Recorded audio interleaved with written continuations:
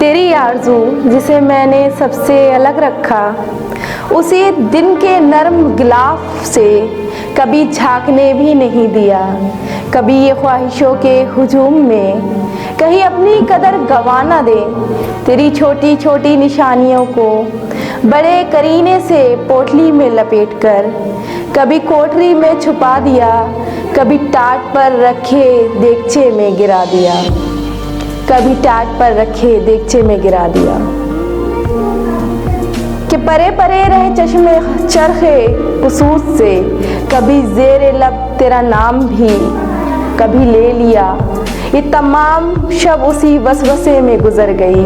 ये खामोशियों में ढला हुआ ये सुजूद गम किसी कम शनास ने सुन लिया, तो न बच सकेगा वकारे हुर्मत। उसी एहतियात में कट गई है मेरी हयात की दोपहर। मेरे चार अगर तुझे क्या खबर, मुझे आज भी तेरी लाज का वही पहले जैसा ख्याल है। ना तो फिक्रे शामे फिराक है, ना उम्मीदे सुबह विसाल है। तालिब अंसारी की नज़म के साथ मैं हूँ ज़मीर फारूक।